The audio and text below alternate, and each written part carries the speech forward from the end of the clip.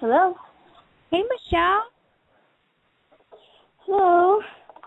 How, this is Naya and Sadiq Radio. How are you doing? I'm good. How are you? Doing great. We're glad that we caught you. Well, I'm glad that you were able to give me a call. Absolutely. How's your weekend going so far? Pretty good. Just put my daughter down for a nap and just kind of doing some weekend cleaning. Yay. We know how that goes. Yeah, the mommy chores on the weekend. Yes, definitely. Getting ready for Mother's Day. It feels like I just feel like it's never ending. And you know, this year is just going by so quickly. It's crazy. Yes, you're definitely preaching to the choir on that one. Wait. Do you have any special plans for Mother's Day tomorrow? No, I'm gonna go watch one of my best friends fight tonight, and tomorrow I think we're just gonna hang out and just enjoy the day. Awesome. That's cool. What fight? Her name is Holly Holmes. It'll be one of her last boxing matches. So. Oh, okay. Well, shout out your friend. What's your friend's name? Holly Holmes. Holly Holmes. You said that, and I apologize. No, you're fine. Go ahead. All right. So we just have a few questions for you. How does it feel to be FC atomweight champion? Oh, it's pretty crazy. I really, after the fight, I came home and I've just been kind of at the house taking care of things around the house. So I really haven't been like out and about talking to people.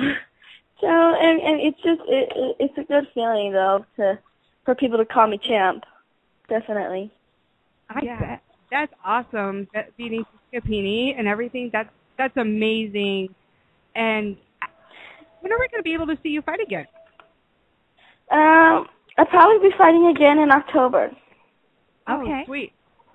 Awesome. I can't wait. Me either. Yeah. We love the fact that you're not only a female that can kick ass, okay, you definitely kick ass, but you are also a mother as well. How did your training change when you became a mother, when your daughter was born? Well, after I had my daughter, my body changed. That was one of a part that I wasn't expecting, because while I was pregnant, I had gestational diabetes, and then after I was pregnant, I found out that I had developed a thyroid problem. So now I'm having to take medication for my thyroid and to keep it regulated. But as far as like my training, it's just, you know, it's a huge balancing act, and learning how to try to balance being a mother and also making time to be a fighter as well. Absolutely. Now, does she watch you fight in the cage at all during your Invicta fights?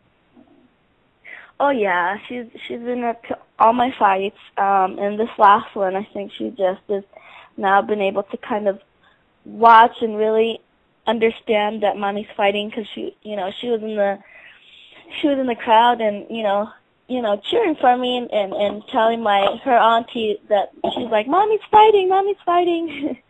And after the fight, she's like, we got in the car and she's like, mommy, did you get mad?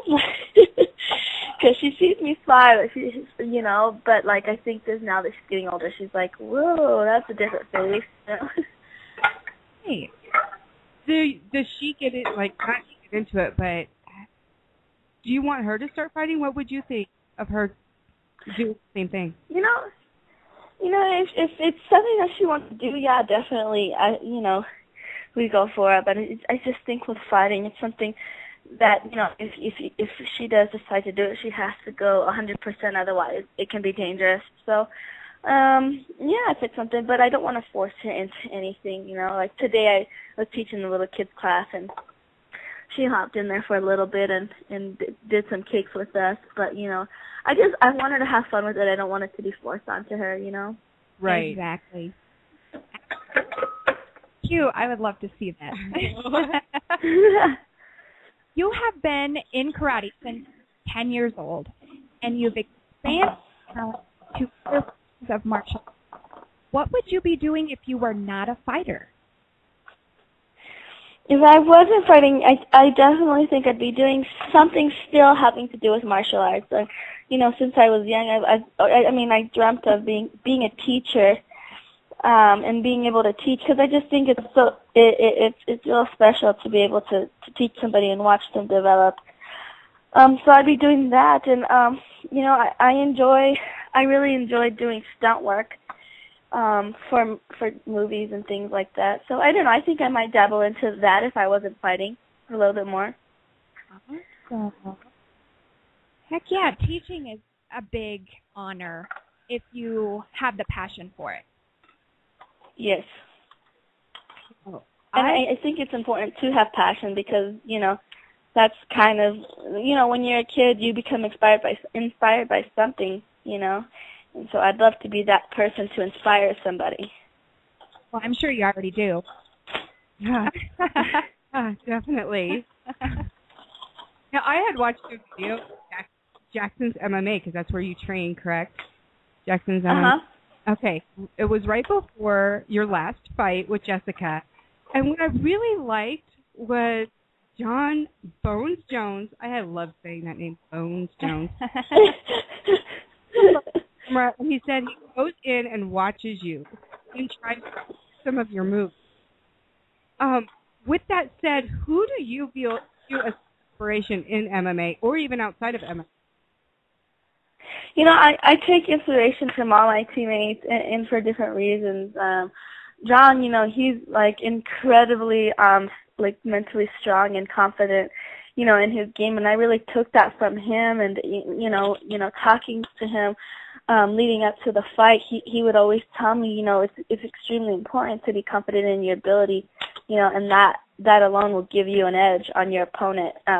And knowing that you put the time and effort into your training and that you tried your hardest, And then, all my teammates, we work side by side next to each other, and everybody has heart. My teammate Julie Kimsey's been in the game forever. She's a legend as far as women's MMA goes, and she's still in the gym day in, day out, putting in that grind. And I just think those are the things that a lot of people outside of just watching it when we go to fight don't see very often.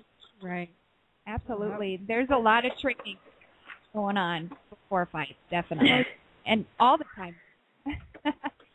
When you meet people who don't automatically know you're a fighter, how do they react when you tell them? They kind of give me a double take. They look at me and then they look at me again, and they kind of no, you're not a fighter, So I kind of it's just something, you just laugh it off, yeah, something, yeah, I do that. Why that? Do you enjoy that shock factor when people do that? I sometimes I do, I guess, but sometimes I'm just what is so, why is that so off? Why does it have to be so off, Right. I don't know. Right. Yeah, it's no, actually, I am important, so why don't you just try Googling me? Well, I just feel I don't know, I don't feel there has to be a type. I guess I just feel there shouldn't be a stereotype of fighters, or you're a fighter animal. I just don't think that people should be placing people into stereotypes right off the bat, Absolutely. They look at you and you're gorgeous and little, and then you're a kick-ass fighter, so people automatically put you in there. Yeah, which I understand. Just hard for I think it's hard for a lot of my family because I grew up I have a traditional Thai family, and a lot of them are, and I grew up National Honor Society president, top 10 of my class, and so a lot of my family are what are you doing? Why aren't you in college? Why aren't you, going to school to be a doctor or something? You know what I mean? And then I choose to do this. So it throws a lot of them off, but you know, I chose to do it for a reason, and it may not be the reason other people would want, but it's something that I chose to do, you know.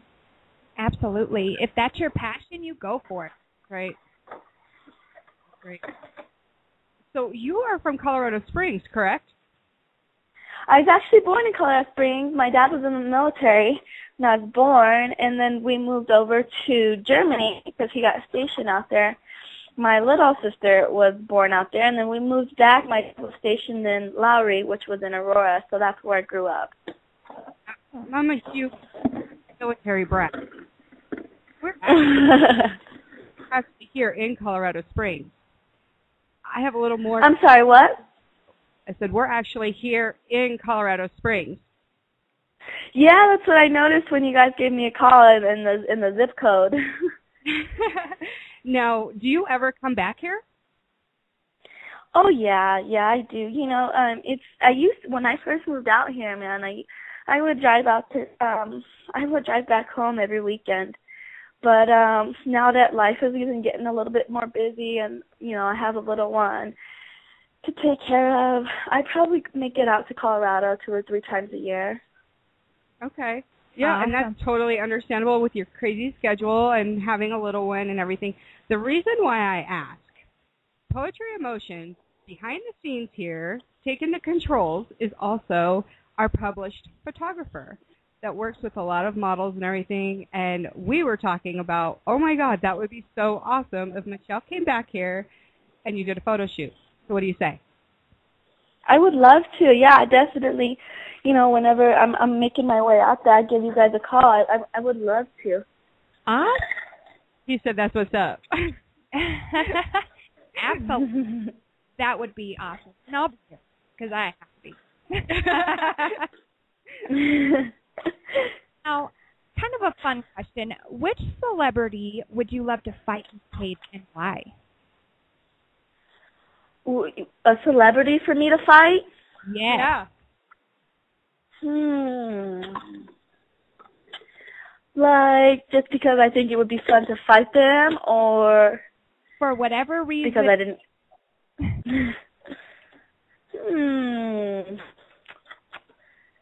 I never got asked that question. I've been asked like who would I want to beat up, but I've never asked like what kind of celebrity. We like. I'm not good at these questions because I've never been good at like calling people out either. I'm all whoever wants me to fight. Yeah. Well, is there somebody in the spotlight that you just look at and you're like, oh? Not calling. You know what? I'm totally not calling anybody out, but I am like totally envious of like, you know, like all the Jersey Shore girls, like, you know, like they're totally rocking it, and I'm like so envious because they get to party all the time and make money for it. That's a good reason. Absolutely. Yeah, I think it'd be fun to do like a tag team, you know, 3 of my teammates and those 3 girls. You know? Absolutely. That would be a great show. It would be pretty entertaining, I think. Who would be the other 2 in the cage with you? It'd be my teammate Julie Kedzie and my other teammate Holly Holm. Nice. Okay, I got to go back in time for a minute. Okay, we're going back to 2010. Bully Beatdown. Tell us about what it was being on that show. Oh, it was fun. You know, I really didn't know what to expect, but you know, I guess I just went out there telling myself, well, I better beat this girl up because if I don't, like, I'll never hear the end of it from my teammates getting beat up from like some random chick, you know. So when I went out there, I wasn't sure if it was real or not, and they flew me out a day earlier, you know, to check everything out, and I got to watch some of the previous episodes that they were filming because they filmed like all 10 episodes in like within 3 days. And so, man, these professional fighters were just taking it to the bullies, and it was just, no, it was real life, you know, and I was like, I felt real bad. I was telling the producer, like, dang, they're like smashing them. And the producer just was like, "Don't feel bad, you know. These bullies are just experiencing 10 minutes of what they do to people, what they've been doing to people their whole lives, you know." And then when he put it that way, I was like, "Yeah, you're right." Absolutely. Have somebody rationalize it for you. Yeah, for sure. And then you know, they're not gonna let it get to the point where somebody's actually getting hurt, but you know, put a good beating on them a little bit, and let them maybe think twice before they open their mouth and say something crazy. Right. That's right. Now, we also noticed you were in a Megadeth video. How did you get the group to be in the main role in their video Head Crusher, if I could talk, in 2009? What was it like doing that? That was an amazing video, by the way. Yeah, I've seen it like 5 times. Oh. Really? Thank you. It was totally like very last minute, kind of just out of the blue really. I wasn't in fight shape, and I got a call from a friend out in LA, and he was just like, "Hey Michelle, what are you doing next week?" And I go, "Nothing. Why? What's up?" And he's like, "You think you can make it out to LA for a couple of days for a Megadeth video?" And I'm not really a music person in general. Like, I love to listen to all kinds of music, but I kind of just I just listen to whatever, you know. So I kind of didn't know who Megadeth was, and then I like researched them. And I was like, oh yeah, heck yeah, I'd love to be in a Megadeth video, you know.